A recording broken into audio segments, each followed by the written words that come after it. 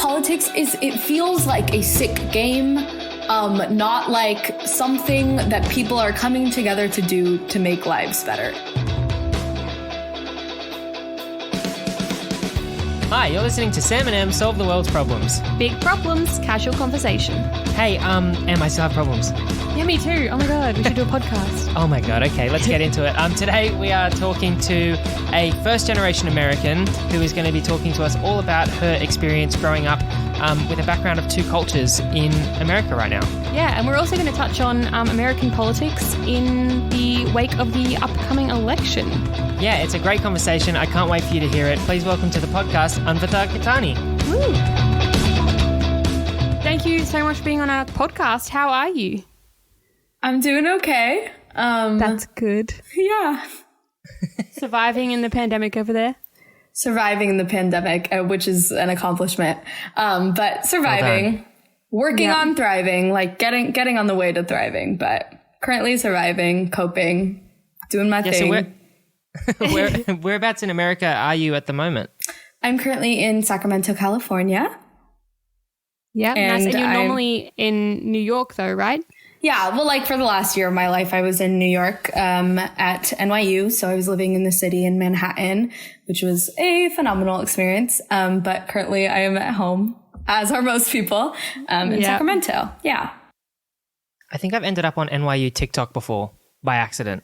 I feel like everyone has had that experience. Have you done that? No. I've just been scrolling. I've been at NYU TikTok. Like every post has been NYU. I'm like, I don't even go. I'm in Sydney. How is this happening? And like, it's only bad things, which is so sad because I think the university has a lot more to offer. But I can also say as a big institution and as a private institution, they did not handle helping their students through coronavirus very well. I can say that. I think it has been an upwards climb for a lot of institutions. Yeah. Unfortunately. Yes. Yeah. Absolutely. Yeah. So you're studying at uni. What else do you do? I'm studying drama at university. I'm a drama major. I sing, I act, I dabble in dancing a little bit. I wouldn't call myself a dancer, but like the performing arts in general. I also like write and songwrite, and I'm looking into directing and producing different things. So the general realm of art. I'm really interested in art's intersections with sociopolitical issues and relevant issues, and using art as a coping mechanism, using art as a healthy way to bring people together, especially in increasingly polarized, divided, just difficult times, and using art as a way to ask for more from your government in general. So that's a lot of what I do. And that's a lot of where my passions intersect around like love for humanity. And humans, and just wanting to use my skills and my training to help with that. I love all of that so much. Yeah, nice. That sounds so wonderful. Do you have any, I guess you've mentioned so many different aspects of art. Like I just am interested to know a bit more about how, you started with that. Like what was your kind of... Yeah. I don't know. I started performing at a young age, and for a period of my life, it was something special to me, but it wasn't like, this is my destiny. I was no like child actress. Like I was not being flown across the world for my immaculate skills. Nothing like that. Nothing fancy. But I don't know, always something I enjoyed, always something that I put time and effort into, and I played other sports. I love school, and I did a lot of other academic things. I did a lot of clubs. I did a lot of charity projects. But once I realized that a lot of my passions and a lot of what I feel like I'm here to do could be done through art, and that was a great mode of doing them, then I think I started to decide to pursue it. So I was in more like high school shows, and then I started getting more serious about it and taking classes outside of school and getting serious about auditions, and then auditioning for NYU, and here we are. Yeah, nice. Amazing. Yeah. I'm always really interested by people who like choose to, their passion kind of thing is arts or theatre or anything like that, and then they choose to sort of put that into play with their values. We've definitely had another guest on that was very similar in that she wanted to vocalise her views about feminism through art. So yeah, I really like that. I think it's very awesome and very impressive to be able to combine those two big parts of your life, I think. I'm a bit jealous. It sounds good. Why? Like, I mean, you can always pursue that yourself. You have a long life to do that. Just looks so fun, and being able to, like, I don't know, like very clearly articulate what you're interested in and make a clear kind of difference, I guess. I don't know. I think it's very impressive. Yeah. Yeah. What are the sort of things that you're most interested in talking about, like politically and sort of, I don't know, in America right now? What are the biggest issues kind of thing that you like to comment on or feel particularly drawn to? Things that I feel particularly drawn to are most of the social issues more than anything. I'm a little less, like, I know taxes and money and everything has to do, and it's very, very, very privileged. I like a very privileged standpoint to not be as concerned about, like, the tax prop that is on your mail-in ballot. Like, that is definitely, but, the social issues are things that I'm more interested in, especially right now, with, like, access to health, amongst coronavirus, with access to mental health, amongst, like, coronavirus and the resurgence of the Black Lives Matter movement, amongst school shootings, which haven't happened in 2020 because school hasn't existed, but that is been such a big problem. That's like what America is. I didn't even think about that. We haven't had school shootings this year. I don't know whether to say, like, wow, that's awesome that it hasn't happened, but, like, it's just because school hasn't happened, right? It's a morbid fact to celebrate. It is a great thing to celebrate that kids have not been shot while trying to go to a safe educational space. That's a great thing to celebrate, but it's a very morbid thing to celebrate because the bare minimum that school should be is a safe place to learn how to express yourself and learn how to handle yourself and learn. And, like, we can even, like, talk more about that. But, like, yeah, the things that I'm very concerned about right now and just in general are social issues, our public education, our public health, our mental health resources, are, like, the polarization of the country and how to unite to work for some things, are, like, the climate crisis. I don't know what I'm not concerned about. Everything is so concerning right now.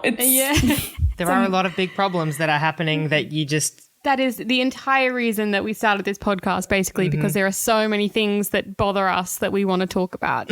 Yeah, absolutely.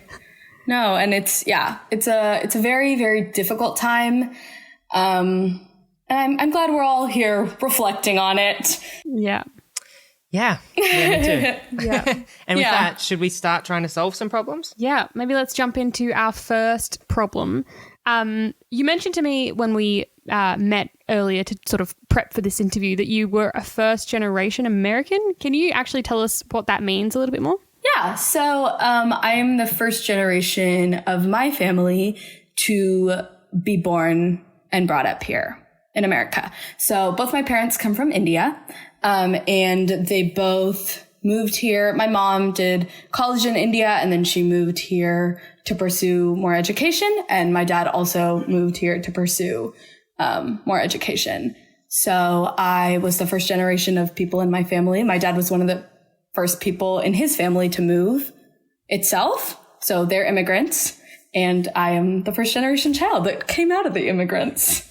Yes. Nice. Yeah, I'm interested. The problem that we want to talk about is sort of about what it's like to live with the two different cultures and, like, how it kind of affects you. I read this post that I think you, Decolonize Our Classroom, a program that you're involved in, shared, or maybe I saw it somewhere else, but I think it was there, that was talking about, like, the psychological effects that go through, like, that people who do have two different cultures like that have to go through in, having, not fitting completely into either one of the different cultures. So I'm just wondering if you can talk a little bit about that. Yeah, for sure.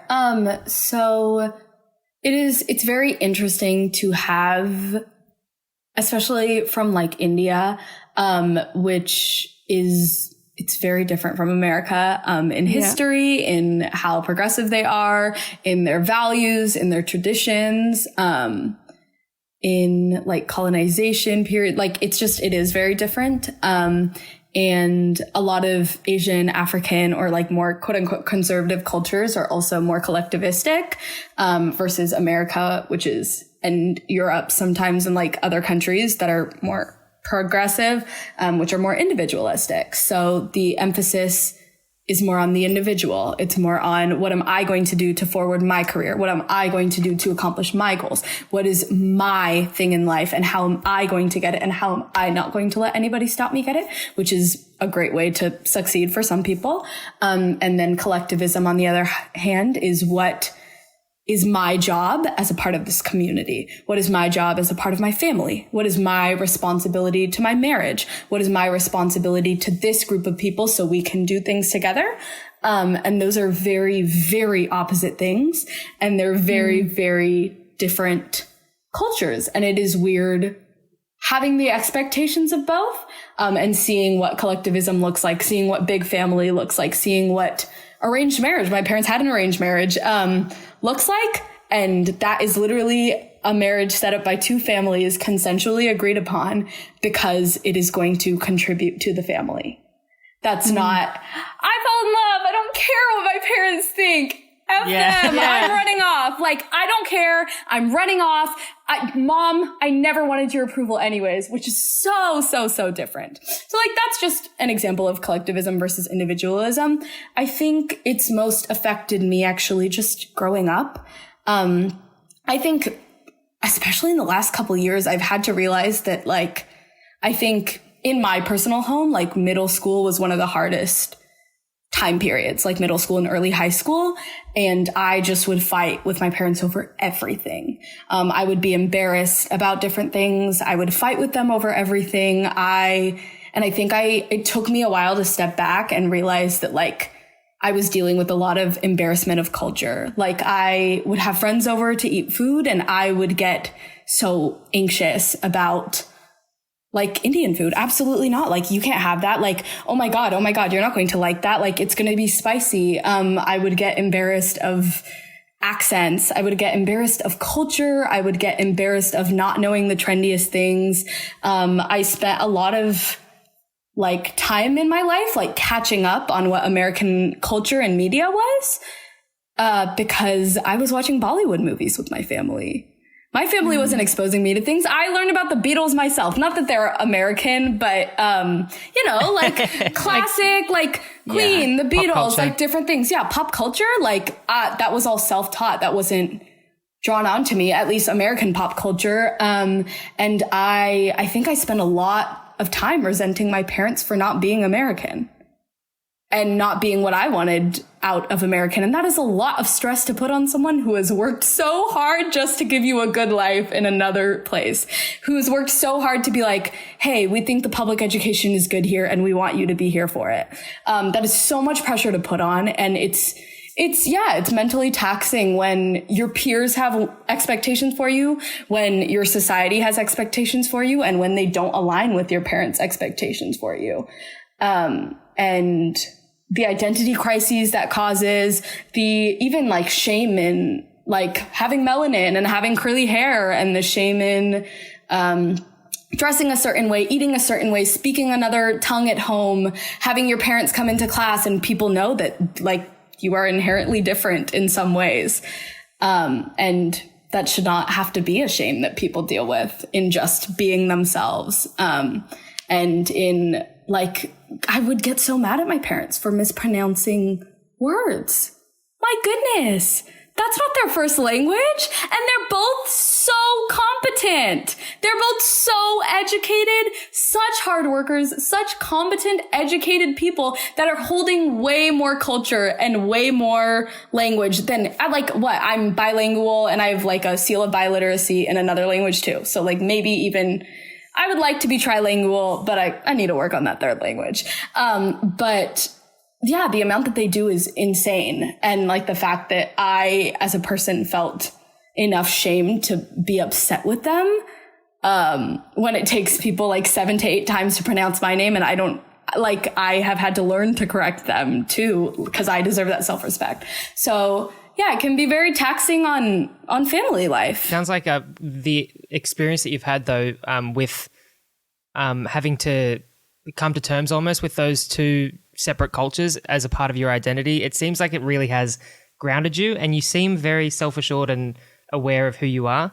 So I don't know if it sounds like you had to go through a lot, but it seems like it's definitely made you a I don't want to say a better person than you would have been, but you definitely seem like very confident and like able to, I mean, just the fact that you can like reflect so clearly on that period of your life in middle school where, you know, it was hardest for you.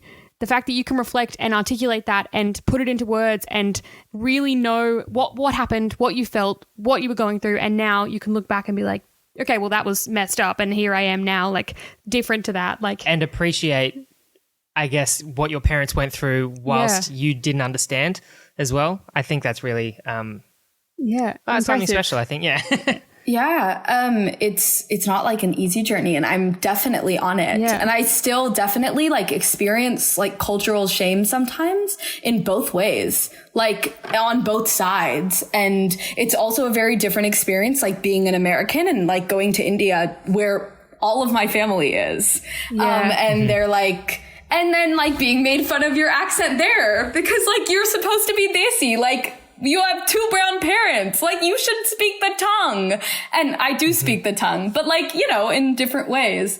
It's definitely a process, and it's definitely something to learn about every single day. And like just having to like decolonize one's mind from like Eurocentric standards and be like, no, like these are all beautiful, relevant things. And just because my friends didn't like, and they're great people, but I didn't even think until 2020, I didn't correct people on the pronunciation of my name because I didn't feel like people cared enough.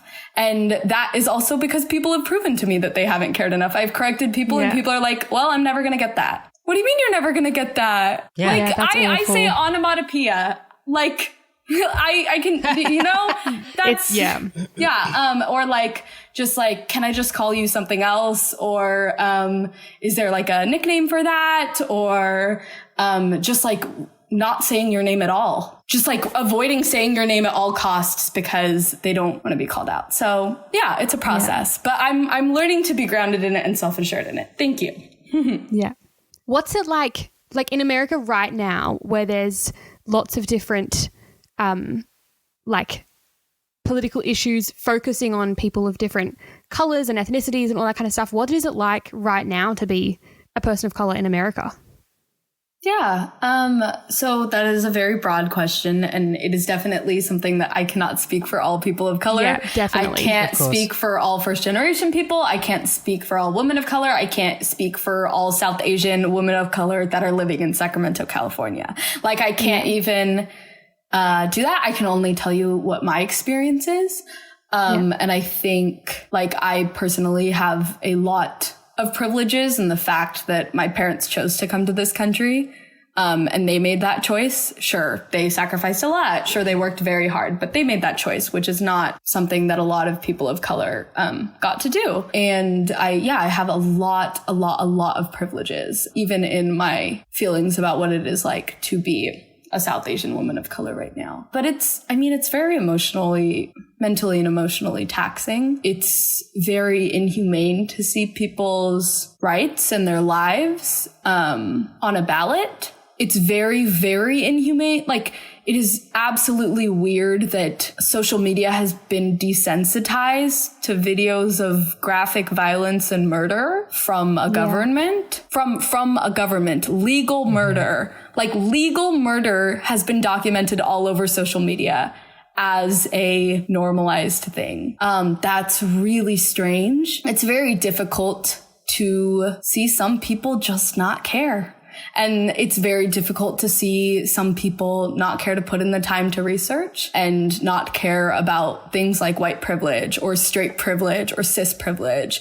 To see people not recognize their privilege and that they can do something with it, but almost be like, wow, I've been handed a gift. I guess I'm going to go enjoy that gift now, instead of worrying about the fact that like, oh, I've been handed a meal and these 10 people are hungry. Spread the wealth. But yeah, it's very, very mentally and emotionally taxing. Like I also personally like have been dealing with a loss of community because New York for me, compared to my very straight white suburb, was especially like being in the arts in New York. Like I had so many friends of color. I have, but like, especially like I had them right at my disposal. I had so many queer friends right at my disposal, to just talk to and relate with over. And I'm dealing with like the loss of community thanks to the pandemic, like not getting that right at my fingertips when I want it and when I need it. So yeah, it's a very, very mentally and emotionally taxing time. And that's me who's like not even, it's not that South Asians are being targeted all over America. Sure. Yeah. Yes. Like face my fair amount of prejudice as has my family, but like that's from a privileged perspective in itself. Do you have any experiences that maybe, I just, to help our audience relate maybe a little bit, like, do you have any experiences that you're happy to share that you think only you would have experienced due to your identity in America? For me, honestly, it's just been microaggressions, and I'm very, very lucky because for some people it's so much more than that. I hate that you feel like you have to say I'm privileged to have only experienced microaggressions. I hate that is a thing. God. No, I hate that is a thing too. Can you don't have to give an example that you've experienced, but what's an example of a microaggression? Yeah, no, and I can do that with an example too. A microaggression is basically an aggression towards someone else, usually based on their background and usually because they identify with some form of a minority group, whether that be they're disabled, whether that be that they're a person of color, whether that be that they're a woman, whether that be that they are a queer person. Yeah, microaggression is a way of aggressing them by usually perpetuating a stereotype or implying that they are not as pure or as good or demeaning them. It's a way to demean someone. Mm-hmm.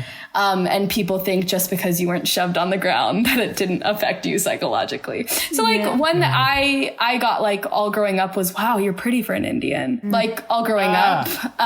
Those are ugly words. Yeah. Different things. Like I've had weird experiences in STEM classes with people assuming that things are just easier for me. And that was weird. Like I think most women have had their fair share of ones against women. Okay. I this is like a tiny story. This isn't necessarily, it's a microaggression, but it was also from a first grader. But I was in kindergarten, but I was a kindergartner and she was a first grader. And she asked me on the playground, why do you take mud baths? And I was like, what? And she's like, why do you take mud baths? And I was like, I don't understand. I was in kindergarten. I did not understand what was going on. And she was like, your family's so dirty. Why don't you guys like bathe? Like she just did not understand because no one had educated her on what melanin was. And then like junior year of high school, this girl at my school went to a tanning salon, this white girl, like asking to look like me, which is such a weird, like fucking experience when you haven't experienced anything. People with melanin are marginalized people. Like they are literally like oppressed by their governments in different ways, like historically. That doesn't mean that they're not like powerful or wonderful or strong or beautiful or capable.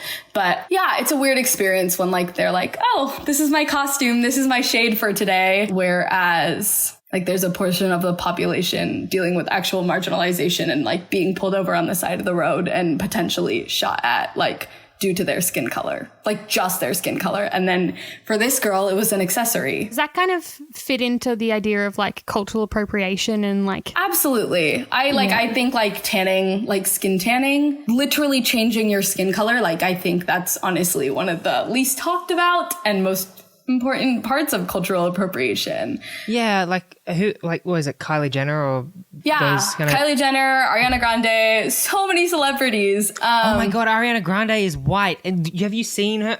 Yeah. Yes, lots and lots of celebrities have done it again and again and again. And it's not great. And it just, especially just in America and in the world right now, like there's just a lack of recognition of like privilege and recognition of like how to like hold yourself with kindness and respect, which includes like not culturally appropriating, which includes educating yourself, even if you're not the marginalized group of people, like educating yourself about them and being an ally to them, like a true ally, not someone who reposted something on Instagram and like was like, I win for the day. Here's my pat on the back. I'm an ally. Black squares. Yes. That's enough, the surely. black squares. Yeah. Like, what did that do? Make you feel good about yourself? Like, that's why, like, that's how I feel when people say, like, people will mispronounce my name like 10 times. And I honestly, like, I know that there are sounds in it that aren't necessarily in the English language, and that's okay. Like, yeah, maybe it'll take me a couple times to say your name. I don't know. But then, like, look at me like, wow, that's a really beautiful name. And I just know, like, what did that do for you? Did that just make you feel better? Because it didn't make me feel better. That wasn't a genuine compliment. That was you trying to make yourself feel better after feeling embarrassed. Yeah. I feel like we want to touch on as well. There's a Decolonize Our Classroom.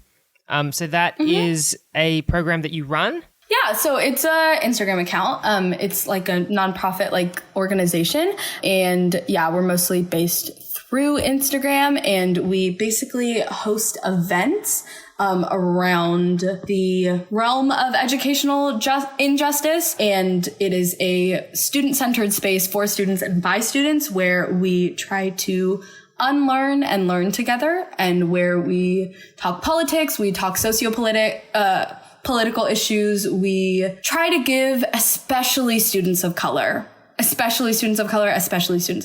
LGBT students and students who have not been supported by the educational system, which still works and helps one population more than it does the rest. Even though, like, it's school, it should not be doing that. But due to funding and due to politics, when politics get involved with school, it is underserving of different populations. So we are a space where we try to learn and unlearn. We try to give information and access to information that is not covered in schools. And we mostly just try to give people a safe space to discuss. Sorry, when you say unlearn, I just want to touch on that, because what would you mean by unlearn?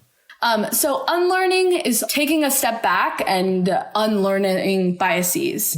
It's unlearning information that you were only given one side to and you already have perceptions of in that way. It's unlearning, like, literally the colonization of our minds. In the same way, like, it's unlearning that, like, Hitler's standard of beauty is the only standard of beauty. You know, it's just like, so we're a safe space for learning and unlearning. And we've had different action-oriented events, which are like how to write a petition for your school to make these changes. This is how you can do it. This is how you contact your school board, different things like that. And we've had ones where we've just talked about educational injustice as a whole, especially focusing on how it has been for POC students. So other students can listen and be allies, and POC students, especially Black and Indigenous POC students, can get a platform just to talk about their experiences and meet like-minded people. So is this something that you're looking to promote everywhere? Like, or is it something that is unique to kind of your or an American context? Everywhere is great. Okay. We've had different students from different countries come to our events before. Our greatest population of people coming to our events is definitely in America, because most of us who founded it are in America, but we're all over the country in America. And we've had one student from Malaysia, like 2 from China, and just like a couple of different countries. I think one from France that popped by. Awesome. Do you find that those international people are really helpful in, I guess, unlearning or expanding or providing different perspectives as well? Absolutely. I think in general, like culturally, like a cultural perspective is very helpful. A worldwide perspective is very helpful. And I think they have also like learned a lot about what it is growing up in the American public education system, which they are not a part of, or were not a part of, and maybe they came here for university. But yes, absolutely. Their perspective is always super, super valued. So how can our audience potentially find this Instagram page? Absolutely. So we are at Decolonize Our Classroom on Instagram. It's spelled exactly how it sounds. Yeah. Yes. Yeah. It's with a Z, right? Decolonize with a Z. Yes. Mm-hmm. Yeah. We do S's because we're English spelling. Oh. Yeah. I didn't know but that. Yes, it'll be in the show notes. So if you're confused about the S versus Z, you can find it there. S versus Z. Z, Z, whatever. I don't know which is the right one, so I just say whichever comes first. Z is in America and Z is everywhere else. Well, I'm just being open for every different person. I love it. Say it every way and no one will get confused. Yeah. Yeah. No. So I guess it would be with a Z because it is American spelling anyway. Yeah. Yeah, there you go. See, I was right. Yes, Decolonize our classroom. And we definitely hold like monthly events. And yeah, we're also just like cool people if you just want to come vibe, hang out, want a safe space to like, heck yeah, just be human. Like, come, join us. Yeah. I love it. Wow, what a great podcast. This is Phoebe. You may remember me from episode 15 of Sam and Em Solve the World's Problems.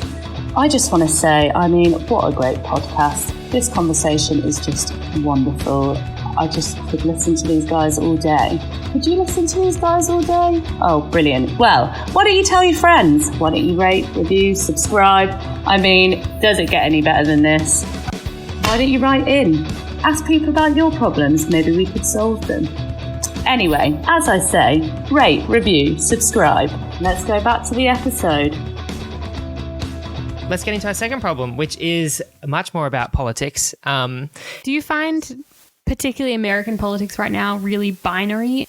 Oh my goodness. American politics is so binary. It's disgusting. No, it's disgustingly binary. Absolutely. And I myself identify with one side of the binary, but I still find it disgustingly binary. Yeah. George Washington literally, during his presidency, he warned about having a two-party system. Yeah. He said, don't do it. Don't do it. And the guy who invented the measurement that we now measure economies by, GDP, that guy was like, do not use this measurement as a indicator for how society is doing. That will lead you in a really bad path. Do not do that. At the time, they still really needed this measurement to be able to see, it's useful in a lot of ways, but it has become this metric that we're obsessed with and that the economy is judged by, and it's not helpful. If you have a really strong GDP, you could still have 75% of your nation living in poverty. It's not a good measurement, know? Yeah. Absolutely. The two-party system absolutely doesn't work. And everybody's like, oh, what about the Green Party? And what about, they come up, but these two parties are so big and so prominent that the only thing they agree on is squashing the third party. So the last time a third party was relevant was a very long time ago. And it was literally a third party candidate that brought I'm not going to put out dates because my U.S. history knowledge might be. Yeah, that's okay. We don't. It might have been some time, but it was a third party candidate that brought climate change even to consideration of the two parties. Yeah, there are third party candidates. It's important to get another perspective. So I don't think the two party system works. Also, the intention of the original system, not that it was perfect and not that it's correct. But was that the person with the most votes is the president. The person with the second amount of votes is the vice president. That is not what we're doing anymore. And I think that's also a very interesting way of managing a two-party system. Do you mean the electoral college system doesn't allow for it to work like that? Is that what you mean there? Yeah, well, also now with what we have, and based on even the second presidency, the VP is nominated by the president. Mm-hmm. Instead of it being the second runner-up. Because if it was the second runner-up, that means that, the first runner-up, say the first runner-up gets 50% of the votes. That means 50% of the population is being, quote-unquote, listened to. Represented. Yeah. Represented is a good word. So then, if this second one gets 34% of the votes, then having them as VP, having that presence as VP means representation of another 34% of people. But if you're only voting for a leader who has already appointed a vice president, that doesn't work in itself. So no, I think it's absolutely polarized. I think we are not encouraged to listen to each other. I think we are encouraged to think badly of each other. I think media has a very big part to do with that. I think presidents have a very big part to do with that. Mm-hmm. I think that is, like, Donald Trump is a very smart man. He is like an evil genius. No, he's an evil genius. I think if he was stupid, he wouldn't have been able to get this far. I think he's like, I don't believe in anything he believes in. I think you should believe in science. I believe climate change exists. I believe the coronavirus exists. I believe there's a reason my mom is stressed about the coronavirus going to the hospital, you know? Yeah. But I think there has to be it kind of, sorry, you go. The amount of quote unquote evil he's accomplished couldn't have been done by a dumb person. He is very smart in the way that he divides the population. He is very smart in the way that he polarizes the population. I think there is tactic behind that. He knows that he's polarizing people. He knows that he's making big statements for name recognition. He knows that he's going to get more media attention. He knows that he is literally separating the country. Like, he literally tweeted, like, California, go to hell. Like, because California's blue. California's always been blue. He tweeted that after not approving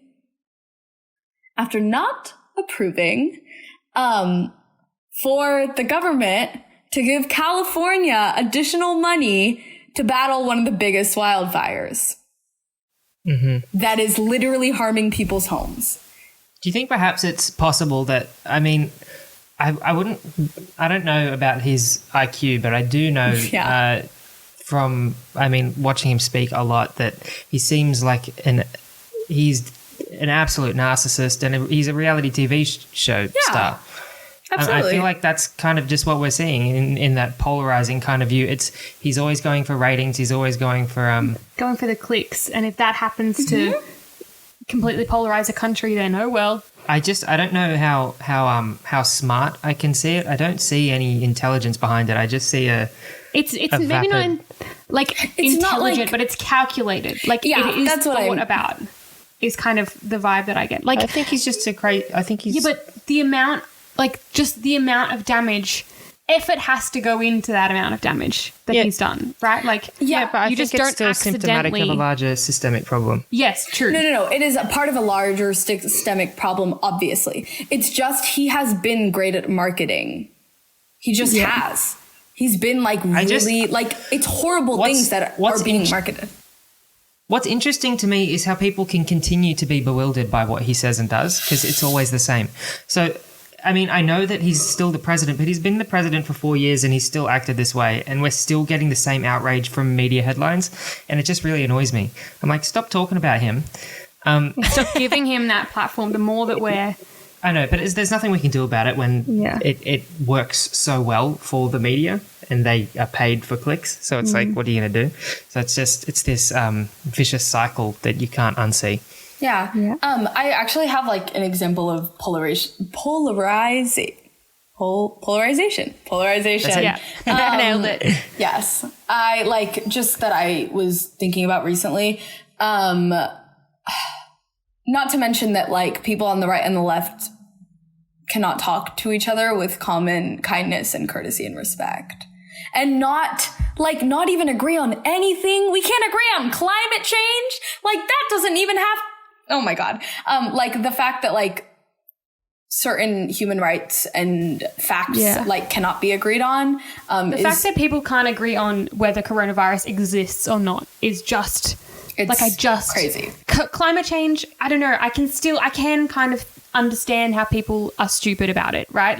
Yes. I can understand people wanting to ignore it, but literally, there is an epidemic that is taking over our entire world. Well, how do you think all the people died? How can you not believe it?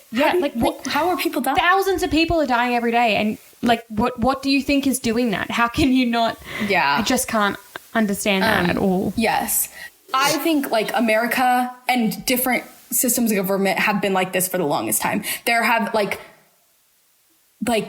the marginalization of people of color and Black people and the prison industrial complex. Like these are not new things.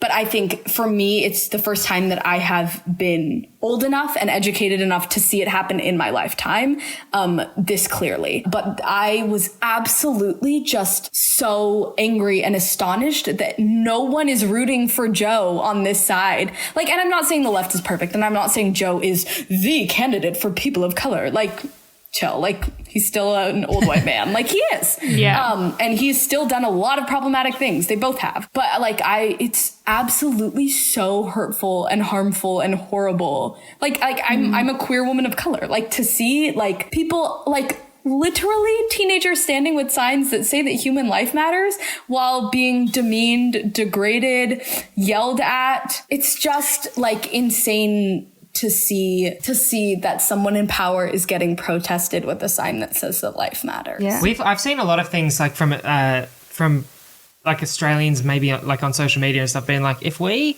went out representing literally any candidate the way that Americans represent their candidate, like we would be bullied senseless. Like, can you imagine wearing a ScoMo flag to We also school? do it differently though. Like, in that we don't vote for a candidate, we vote for a party. Exactly. And the candidate just happens to be a reflection of that, but like we vote for the party primarily. By the time this episode airs, the election will be in a day or two, I think. How are you feeling in the lead up to it? Oh my God, so scared. So scared. Yeah. Part of me is hopeful. Part of me sees like no hope at all. In a weird way, like I don't have hope because I see all the ways that Joe is messed up. I see all the ways that the Democratic Party is not doing things in regard of humans and doing things in regard of votes and doing things in regard of money. And I see the same thing on both sides. Sorry, go on. I still align with one party more, but I don't know. In an ideal world, like you would really feel you would have a candidate that you actually completely backed. Yes. And there's not going to be someone for everyone, but yeah. What I find super interesting about that is in the United States, people feel like they can waste their vote. Because if you don't vote for, like even in the caucuses leading up to the election, you're picking your presidential candidate for one party, you don't have preferential voting. So like if you vote for one candidate, and not only that, every caucus is so different based on their rules. It's so arbitrary. Like Iowa's so different to New Hampshire, and like, it blows my mind that, like, if I wanted to vote for one candidate who perfectly represents my views, if they don't have more than, like, 50% of the votes they might get, I would feel like I'm wasting my vote, because if I vote for them and they don't get in, then I don't have a say in, like, that's... Like the major party kind of thing. Yeah. Like, no, absolutely. we have preferential voting here where if we vote 1, 2, 3, 4 kind of thing. So, like, if our vote doesn't go to that person, it goes to the next. And I think it not only helps with representation, it also helps with it's less polarizing. You have more of a diverse government. Absolutely. No, preferential voting makes so much more sense. Yeah, it's it really, really does. In terms of like the electoral college, the system of it was like the small state, big state thing. Like it was like, oh, we need enough representation for small states and big states, even though the big states are going to have more populations because these things apply to us and these things apply to us and like the North and the South. It was balancing that. So they tried to make a system that worked. It's not working. I think it has since like Hillary had the popular vote. Yeah. Yeah. I think it has since been taken advantage of since that was put into place, like with gerrymandering and whatnot. Is that absolutely? Yeah. My God, wait, what did you just say? Gerrymandering. Yeah. What is that? It's the I don't know if you can explain it. No, go for it. I think my understanding of gerrymandering is it's like the distribution of election lines, so that certain electorates will be filled with more of one party than another, so that you can, like, for example, Republican versus Democrat. If you expand one electorate a little bit, like you move the line over here to include more Republican people, right, like, or more Republicans in this area, you'll have someone representing, that'll be a Republican. It's more likely to be a Republican in Congress representing that area than if it was smaller here and larger there or something like that. So they rig the lines to, Yeah, they rig the lines to almost like California and New York are blue states and like Texas is a red state. So like instead of making like Pennsylvania, which is a swing state, like they will like literally make their own little districts to be like, we need a Republican from this area. So like, let's chart this person's house in and like this area out of it. And I always just thought it was like very clearly state by state, but no. No, it all moves. Wow. Yeah.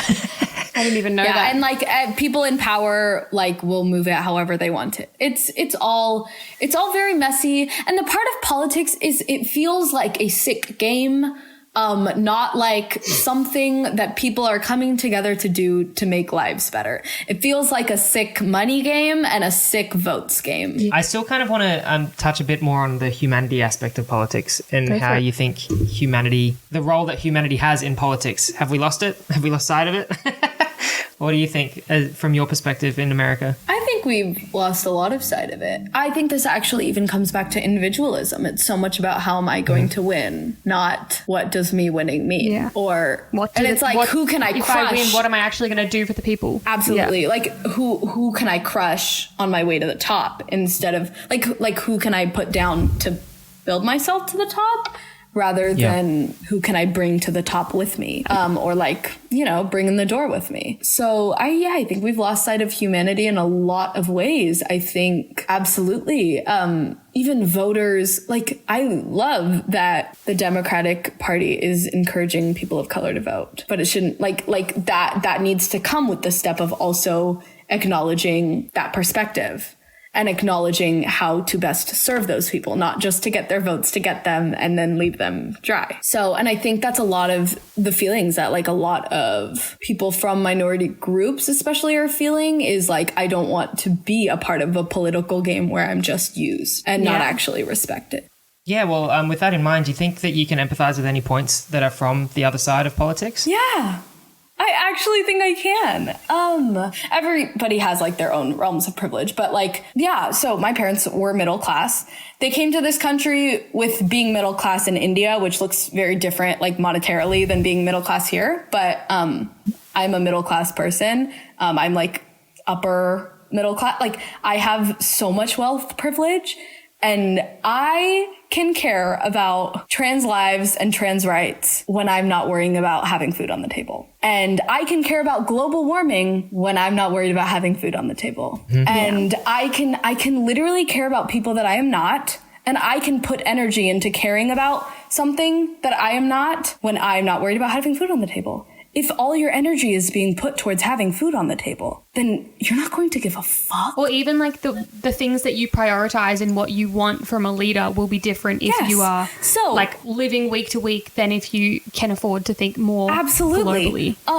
If you're in rural Pennsylvania and you've been working a mining job your entire life, and that is something that your entire family has done since the beginning of time to put food on the table. And one candidate says, we're going to keep that job open. And the other candidate says, in the name of global warming, your job's going to stop. Obviously, you're going to vote for one candidate. Like Maslow's hierarchy of needs. Physical needs are the very first thing. Do you have this conversation, both our first and second problem are just so necessary, like they're just things that people need to talk about more. Yeah. And I'm interested whether you have like a takeaway for us that, people can either, if they're listening to this and they want to do something right now and they're just feeling really riled up and angry or stressed about the American election or want to do something better to be a better ally or anything like that, what do you have a takeaway right now that somebody listening could go and do that you think might actually be helpful in some way rather than just like a black square on an Instagram feed? I think two things. Educate. Focus on unlearning and relearning.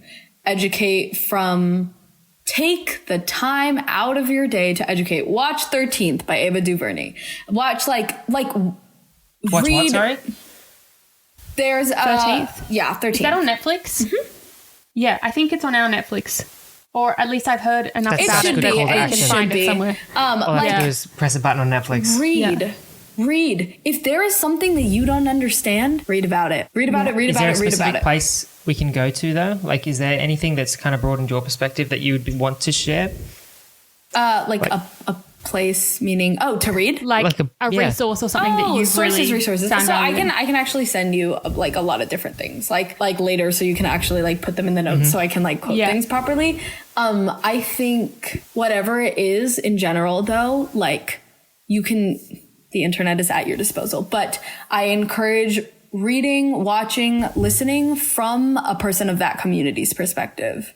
Not how did Steven Spielberg feel about it?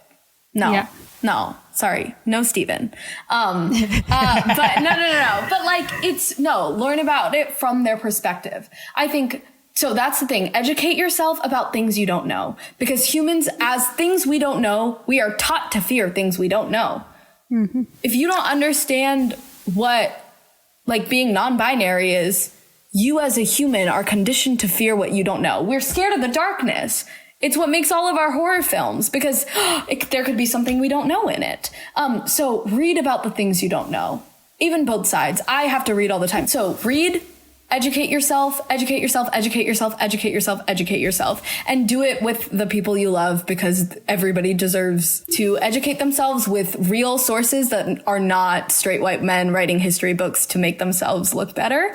And then listen, like take like one step back to listen. And I think each person can figure out the healthiest way to help in their lives. If you care about something, you are a person with talents, you are a person with skills, you are a person with resources, and you are a person who can develop talents, develop skills, and accumulate resources. If you care about something, you can figure out a way to apply it to that. Do we want to go into your problem? Move into the problem that you have for us. What do you recommend for feeling hope and feeling motivation in times like this, when systems in place seem to be against people, when people seem to be against people, when a pandemic, which is a natural phenomenon, seems to be against everyone, when climate change seems to be against everyone, when people can't even sit and respectfully talk or agree on whether to wear a mask to protect other people or not. What are your recommendations for feeling hope and feeling a purpose to move things forward? Motivation to put effort into a system that has not worked for so long. I have a great book for this. I love it. If you're interested. I'm interested. I think that I have recommended this before, but it's called Humankind, A Hopeful History, and it's by a Dutch historian called Rutger Bregman. Okay. And it is very much about inspiring change and how humanity has always prevailed in the face of, I guess, negativity. It uses an example at the beginning of the book of The Lord of the Flies and how that's a fictional book, and he set out to try and find an example of if this ever happened. Do you guys know the story of The Lord of the Flies? Like the boys that... Yeah. I actually don't know the story that well. I never read it. Thank goodness. But the takeaway is that The Lord of the Flies it's fiction. It's almost like we think that humanity would always behave that way. But anyway, he did manage to find a group of Pacific Islander boys who crashed on an island, and lo and behold, they didn't eat each other. They actually formed a very healthy society and all came together. And because that is humanity's greatest evolutionarily survival of the friendliest is kind of the theme of the book, and it's why we prevailed over Neanderthals. And anyway, it's just a super interesting read, and it's called A Hopeful History for a reason. And it's I love the book, and I think it's a great read in this time.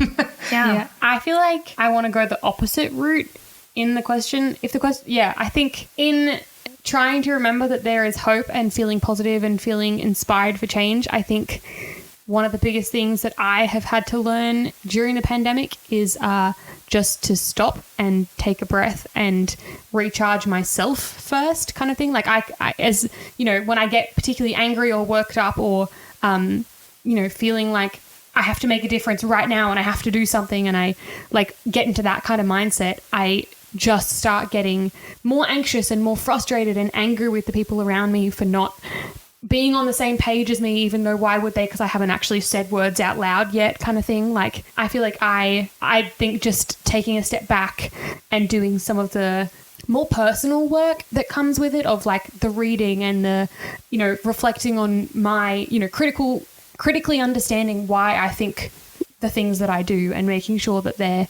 reflective of what I want to be expressing into the world. I think that kind of personal work is where I would go in that kind of thing. But also, I don't know, such a hard question. It's like, particularly because I feel like right now in Australia, at least, like there are still like some protests and stuff that we could go to, but it's like I have chronic lung issues, so I'm really not going to go out to a protest because I'm too scared about getting COVID right now. So I feel like I am stuck at home, and there isn't a lot of things that I like trying to energize myself to go out to a protest or something like that I can't do that because I can't go. So I think I've just been trying to do the grunt, like the personal grunt work. Yeah. Do you want to move on to recommendations? Yeah. Do you have one? Nope. Do you have one to start, Anvita? Have a dance party. Nice. That's my recommendation. Do you have any specific songs that you would recommend people to dance to? Absolutely. Dance to I'm So Excited by the Pointer Sisters. Dance to Wanna Be by the Spice Girls. Dance to anything from the 2000s. Dance to anything from the 2000s, including like Callin' All the Monsters. Like dance to literally any song that will bring you nostalgia in any way. Every Time We Touch by Cascada. So cheesy. I love but that dance song. to it. I dare you to dance to it. And you can do it by yourself. You can phone a friend and do it. But I swear, like, you deserve the serotonin. Yeah. I promise you deserve the serotonin. Yeah. I think I just thought of a recommendation along that line. Is it music? Yeah, but Sam always recommends music because I've made him do that so that he stops sending them to me all the time in response to whenever I say something important about podcast stuff. It's entirely based on what you said around nostalgia as well. No, absolutely. There's this mashup of Billie Eilish and Coldplay. Ooh. It's only on SoundCloud, so I don't know how. You can send me a link and we'll put it in our show notes. Okay, yeah, and it's a mashup of I Love You and Fix You. You've played this to me actually, and it blew my mind. I don't know why it's like the ultimate nostalgia bomb, even though it's like Billie Eilish. It's something that's fresh and something that's like, I don't know. Yeah, the build up is just it's very, very nostalgic. It feels good to listen to. Super cathartic. I will be listening to that. Yeah. Nice. Mine is not music recommended at all. It's a book called Red, White and Royal Blue. And it is basically like a trashy teen fiction novel about like it's kind of like the perfect antidote to America right now. Like it's about this like the what do you call like the president's son? Do you call it like first son or something like that? I don't know. I think it's just the president's son. It's like the president's son falls in love with the guy who's in line to be king, and like they have in England, and they have this like romance, and it's like really nice and really cute and cheesy, but then it's also like it's set now, so it's kind of like if Trump had never become president and this woman who's fiction had become president instead, like this is what the world could look like. And it's just like really nice, really easy, like happy read about like pretending that politics right now doesn't exist. And I recommend that. I love it. Yeah.